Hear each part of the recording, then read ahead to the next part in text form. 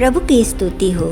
मेरे प्रियो, आज मैं आपको यीशु के 12 चेलों में से उस चेले के विषय में बताऊंगी जिसका जिक्र है तो चारों सुसमाचारों में, परंतु उसकी यीशु से वार्तालाप केवल यूहन्ना रचित सुसमाचार में हम पाते हैं। उसका नाम है फिलिपुस। फिलिपुस पतरस और अंद्रयास के नगर बैतसैदा का रहने वाला था। प्रभु यीशु की बुलाहट पर वह उसके पीछे हो लिया और यीशु की 3.5 वर्ष की सेवकाई में वह उसके साथ रहा। वह फिलिपुस ही था जिसने नतनेल से कहा, जिसका वर्णन मूसा ने व्यवस्था में और भविष्यवक्ताओं ने किया है, वह हमको मिल गया। वह यूसुफ का पुत्र यीशु नासरी है। मेरे प्रियो, फिलिपुस ने यीशु को यूसुफ का पुत्र कहा, परंतु नतनेल जो विश्वास नहीं कर पा रहा था कि भविष्यवक्ताओं ने जिसकी भविष्यवाणी पुस्तकों में की है, क्या वह नासरत से निकल कर आएगा। पर जब उसने यीशु से मिलकर उसकी बातें सुनी, तब उस पर विश्वास किया और उसे परमेश्वर का पुत्र और इस्राएल का महाराजा कहा।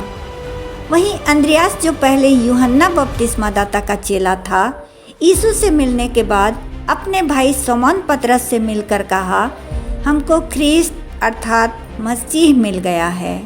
सबकी समझ अलग अलग थी। बात उस समय की है जब यीशु अपने चेलों के साथ नगर नगर गांव गांव घूम घूम कर सुसमाचार प्रचार के साथ चिन्ह चमत्कार और चंगाई के कार्यों को कर रहे थे। भीड़ उनके पीछे लगी रहती थी, उनके आश्चर्य कर्मों को देखने के लिए और उनकी बातें सुनने के लिए।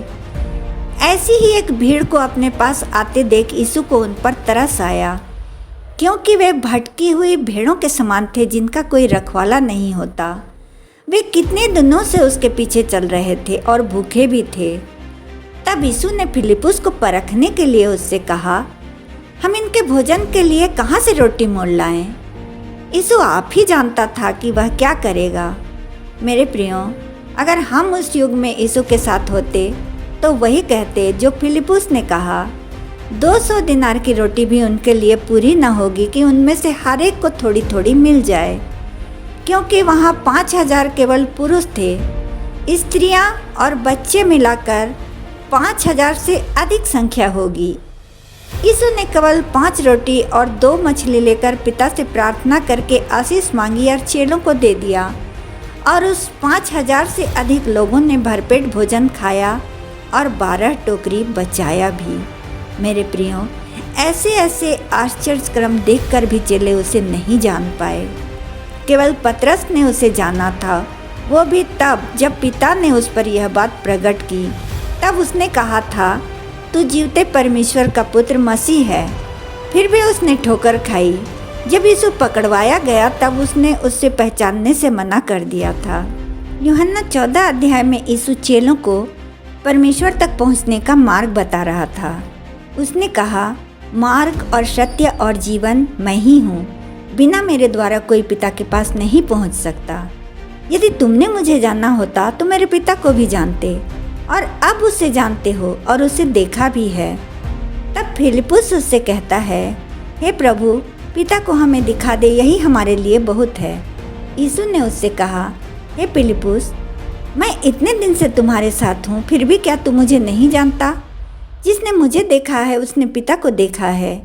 तू क्यों कहता है कि पिता को हमें दिखा?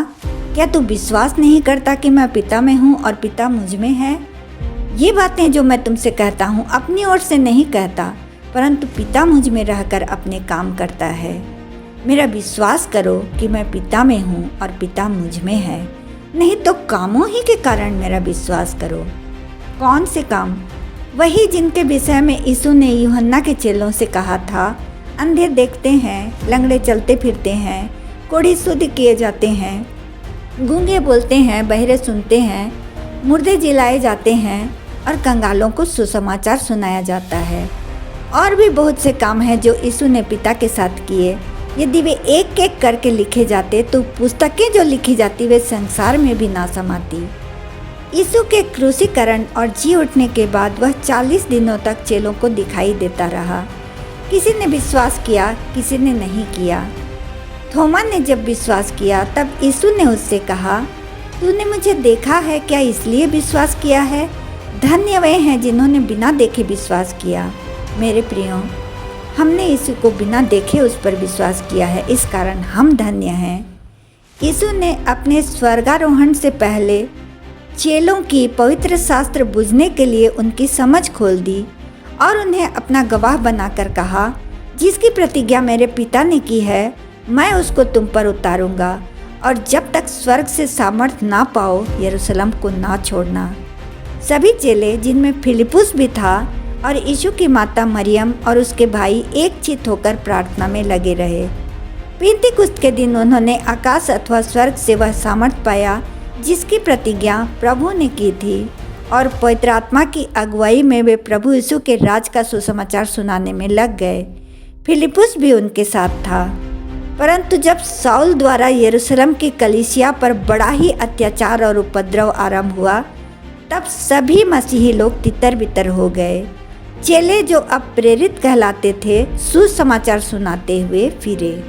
तब फिलिपुस भी सामरिया नगर में जाकर वहाँ के लोगों में यीशु मसीह का प्रचार करने लगा। वहाँ जो बातें फिलिपुस ने कही उन्हें लोगों ने सुनकर, और जो चिन्ह वह दिखाता था उन्हें देखकर सामरियों ने एक चित्त होकर मसीह पर मन लगाया, क्योंकि बहुतों में से अशुद्ध आत्माएं बड़े शब्द से चिल्लाती हुई निकल जाती थी, और बहुत से लकवे के रोगी और लंगड़ों को फिलिपुस ने यीशु के नाम से अच्छा किया, और उस नगर में इन सब बातों के कारण बड़ा आनंद छा गया। फिलिपुस के उस नगर में आने से पहले समौन नाम का एक मनुष्य अपने जादू टोने से सामरिया के लोगों को बहुत ही चकित करता था और लोगों से अपना सम्मान परमेश्वर की तरह करवाता था।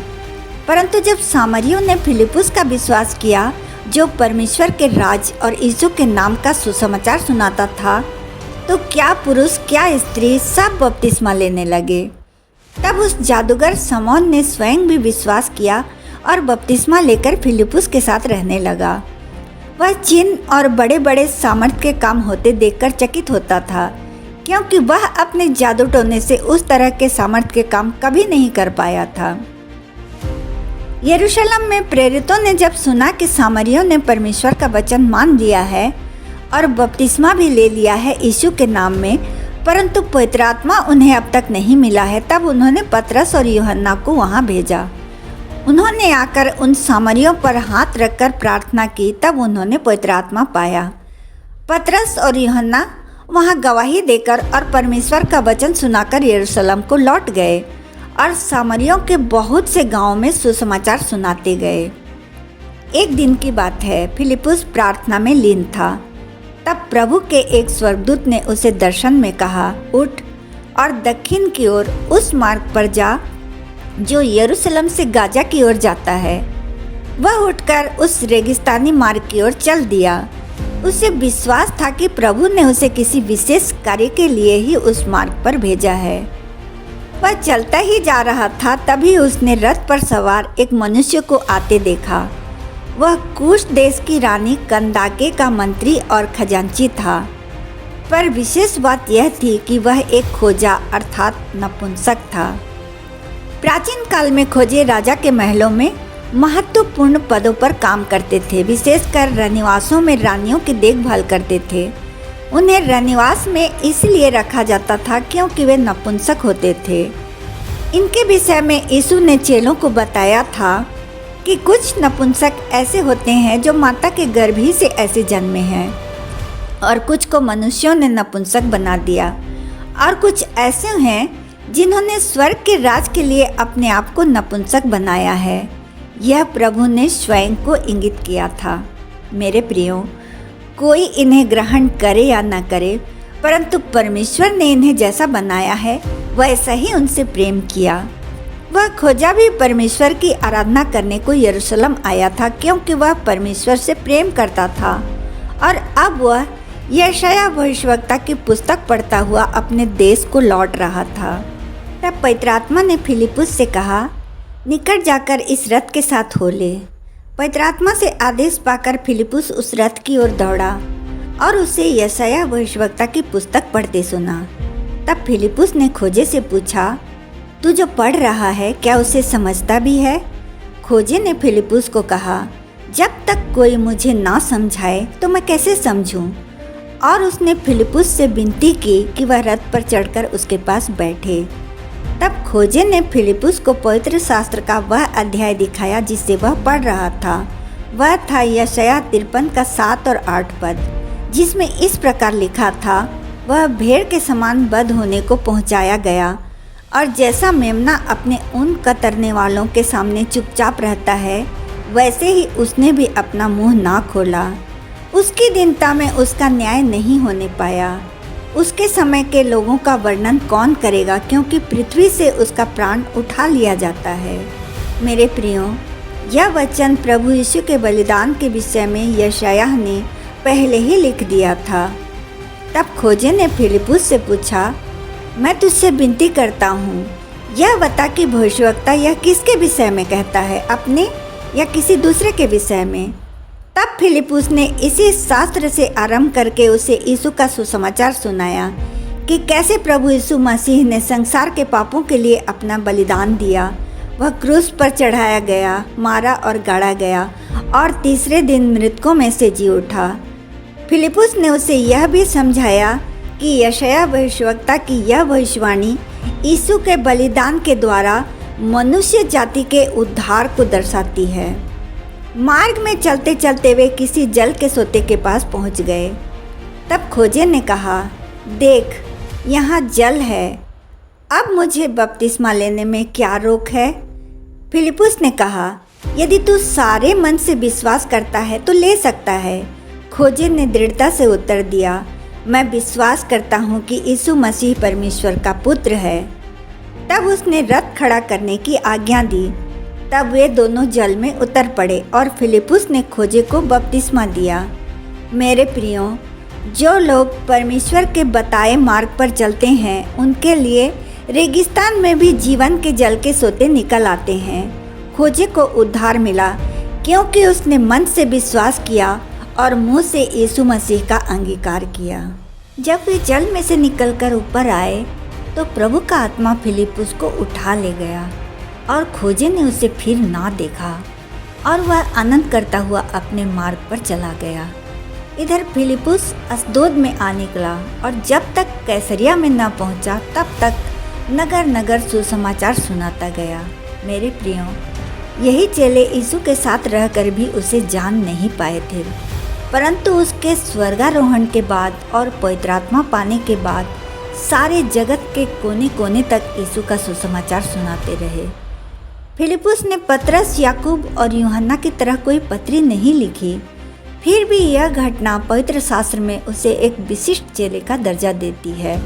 उसने सामरियों का जीवन बदला, खोजे का जीवन बदला, फिर अस्दोद के लोगों का भी जीवन बदल दिया।